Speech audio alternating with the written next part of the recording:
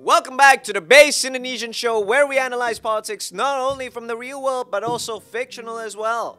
Today, we will explore the politics of Naruto. In the standard hierarchy, Kages are chosen from ranks from the strongest, most skillful, most worthy Jonins.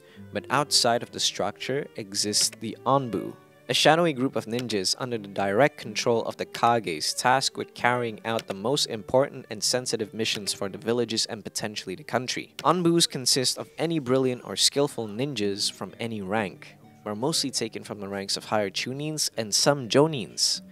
They are trained with the skills and knowledge and equipment with the sole express of dispatching other ninjas and completing secret missions. The identity of ANBUs are usually kept secret, but Kakashi's appointment inside the ANBUs is regarded as a public secret, with Kakashi often walking around off duty with his ANBU garb. Due to their training, nature, and aim of their organization, the ANBU is regarded to be above Jonin in terms of skills. They are the actual ninjas in the setting, being associated with the dark and generally being secretive and stealthy.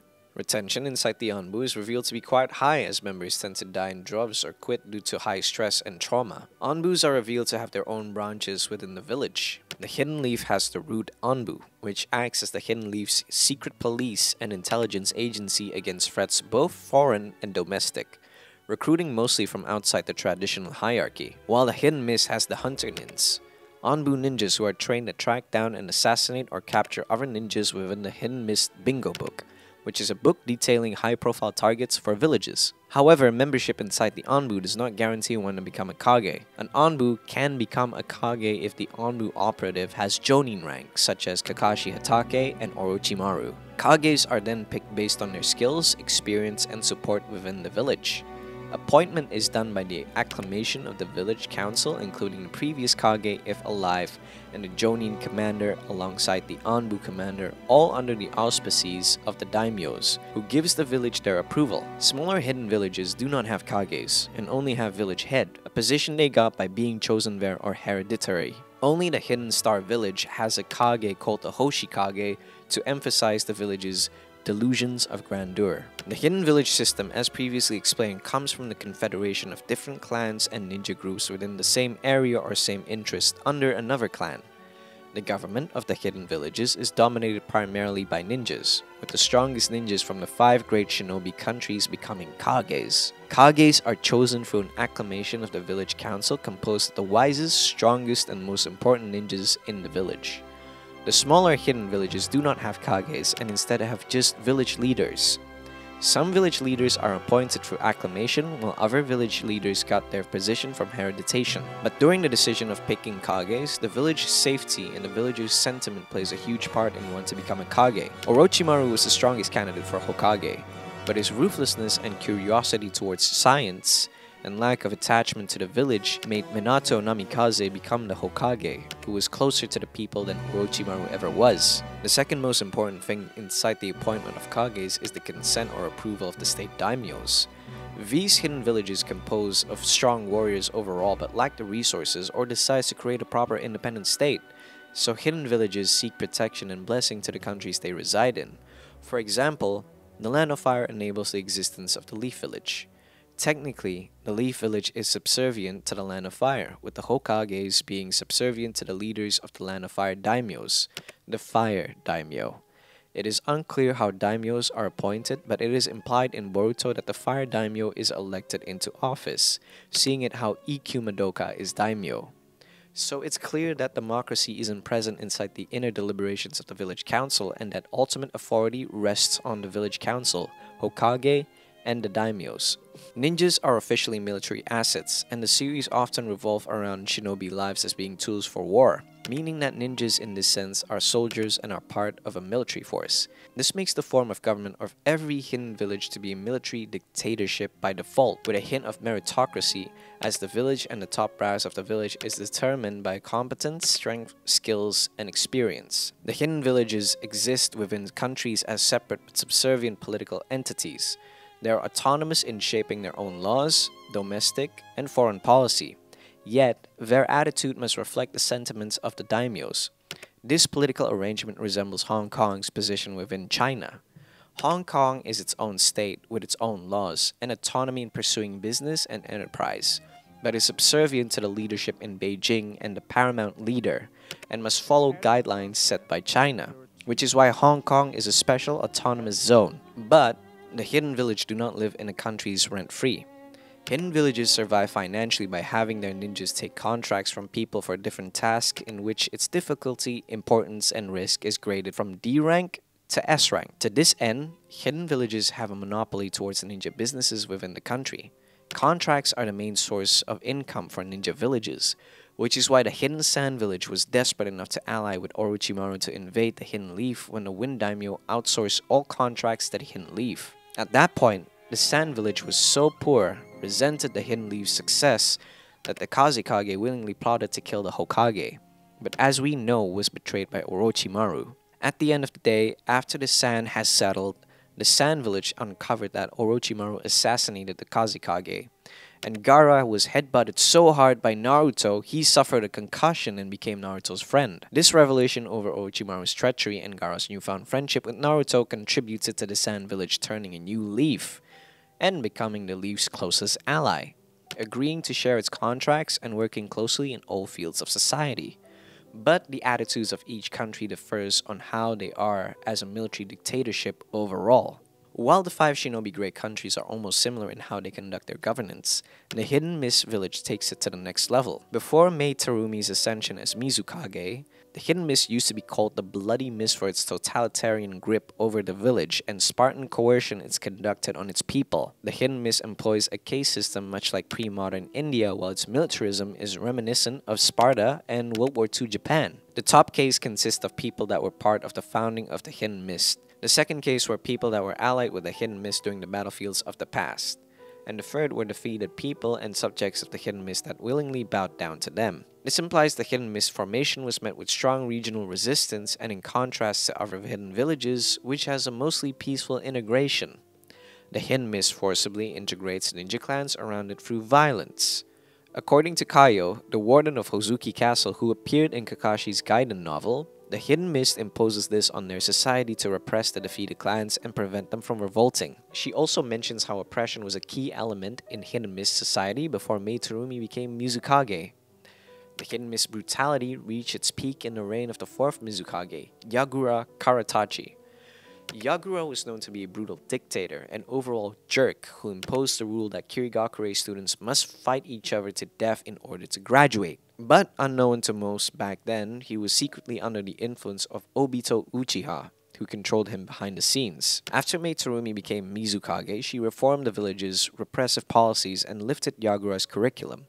Now, students can graduate like normal ninjas. By the time of the new era, under Chojuro, the Hidden Mist had become a booming waterfront city open to tourism. In terms of foreign policy, the villages are suspicious towards each other at best. The Shinobi world fought a war 3 times against each other to the point that the Hidden Rain village was so thoroughly destroyed by the 3 wars that they cannot economically recover from it. The Hidden Leaf, being at the geographic center of all the villages, are prone to finding enemies everywhere. Before the new era, the Hidden Leaf are noted to be strong rivals against the Hidden Mist and the Hidden Sand.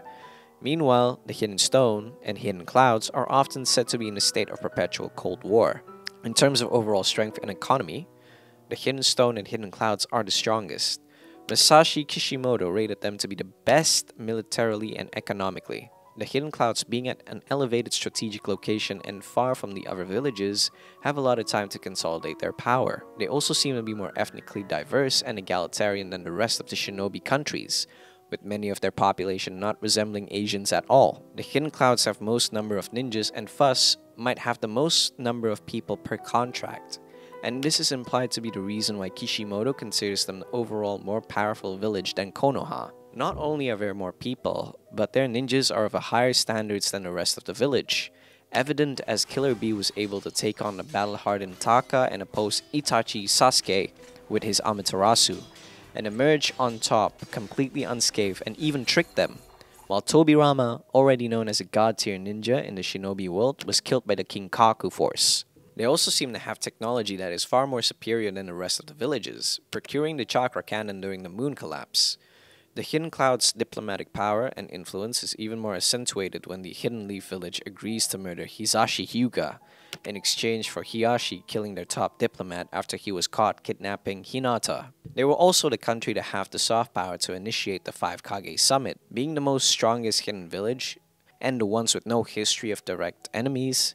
The Hidden Clouds were swift and strategic in their response against the Akatsuki. With the Raikage's attitude during the summit, it could be understood that a Hidden Cloud's status as top dog is assured, with the Kages present being wary of the Raikage's retribution if they do not take sides with him. That said, it can safely be said that the Hidden Cloud is a superpower in the shinobi world. Suffice to say, the hidden villages are different from what they were before to what they were now in the Boruto series. Inspired by Naruto and the horrors of the world-ending Fourth Shinobi World War, the five great shinobi nations came together and created the Shinobi Union to prevent war and deal with security matters collectively, mirroring the creation of the League of Nations after World War I and the United Nations after World War II. The Shinobi Union also deals with other ninja threats, as when it sent Shikamaru and the Leaf ANBU to deal with the ninja coup over at the Land of Silence.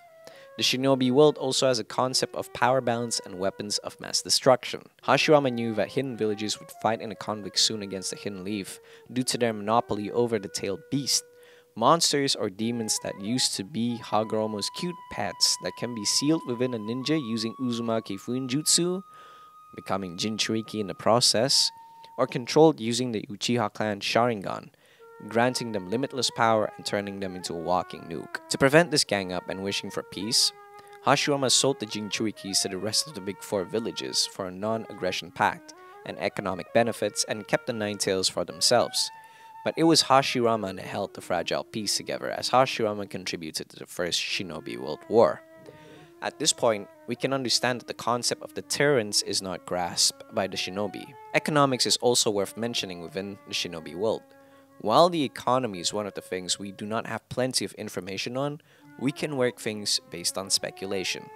We have established that contracts are the main source of income for a hidden village, but it's implied that villages are also indulging in exporting goods and receiving investment from the country or companies. The Hidden Leaf, with their amount of healers, can export doctors or medical specialists. Its foresty climate may give the Hidden Leaf healers an edge as it exports medical goods, herbs, and pharmaceuticals. The Hidden Leaf also seems to have a huge market of weapons, and may also get money by exporting kunais, swords, shuriken, and other assortment of ninja materials. Their strategic location in the center of the continent makes them able to become a trade hub. The Hidden Cloud seems to export technology as most of their ninjas master lightning releases and the amount of technical and material contributions during the Fourth Ninja War. The Hidden Mist seems to indulge in tourism and consumerism in the new era. However, it is important that these are not facts but rather speculation of mine after watching the series. It is important that we weigh in the objective evidence within the story as to not get ahead of us. Overall, the shinobi world has evolved far beyond itself in a span of almost 80 years. The hidden villages become open to technology and information and have worked together to achieve peace and prosperity together, mirroring the process of globalization. By the time of the new era, war is so unthinkable that it has completely redefined the meaning of being a shinobi, which is the major philosophical issue in Boruto. Meanwhile, it is purported that countries dislike the new peace enjoyed by the hidden villages, and elites are implied to bankroll and funnel resources for Kara to terrorize the hidden villages and restart hostilities once more as they change the status quo. We can understand from this that hidden villages, although technically under the countries they live in, are not subject to their attitude despite expectations. Outside of the shinobi world, the world apparently has technology equivalent to the late 1990s, seeing as there are mobile phones, computers, wireless radio, telephone, VCR, and DVD. But for some reason, many countries are still stuck with aesthetics dating back to the 1550s to the 1890s, even having their society still stuck in the feudal era. In terms of fashion, some people wear modern designer clothing and dresses and even suits. There are big companies building around outside the shinobi world. And it seems regulation on these companies are weak since Gato, the villain of the Land of Waves arc, was able to terrorize a small population. Companies also seem to have a large sway on countries, seeing as EQ Madoka, a CEO and owner of a bunch of companies, was able to become the Fire Daimyo outright. The Land of Snow is also home to many companies and technological advancements as they have huge trains and snow cars. Samurais also exist in Naruto, and earlier episodes have shown that what can be assumed as samurais are basically mercenaries and some are even soldiers. But later on in Shippuden, samurais are reimagined as chakra users that channel their chakra using swords. The Land of Iron and the Iron Daimyo, Mifune, are all samurais, and they are claimed to be the only country left ruled by the samurais, stating that other countries are not ruled by samurais like in the pre-modern Japan. So, it could be understood that daimyos are normally not samurais, but anyone can be appointed. And while the world of Naruto focuses on the shinobi world, I believe that Masashi Kishimoto did a shit job at world building and needs to explore more outside the shinobi world. We know that there are demons, wizards, samurais, dinosaurs, wizards, did I mention wizards again? Europeans inside the Naruto world, but my issue is Naruto can be so much more outside of just ninjas, since all these small excerpts imply that there's a bigger world outside of ninjas, but he's keen on just focusing on ninjas. Imagine the variables and the power scale, or even the new plots and techniques we can witness if Kishimoto focused on these elements. Naruto would be an even more diverse story instead of just being a lot more linear. And while the novels Kishimoto has written post-Naruto did focus on some aspects of the world outside of shinobis, I'm not satisfied with the glimpses. I want to see a show. But until then, we are stuck with Boruto, a watered-down kiddie version of early Naruto. I got so fed up with Boruto that I actually decided to write my own Boruto fanfiction. Anyways, thanks for joining my lengthy analysis on the politics of Naruto. It's always refreshing to talk about politics that are not real life. Click like and subscribe if you want to see me analyze more politics in anime and manga. Even leave a comment to suggest on what I should focus on next. See you in the next episode of the Based Indonesian Show. Bye-bye, real people!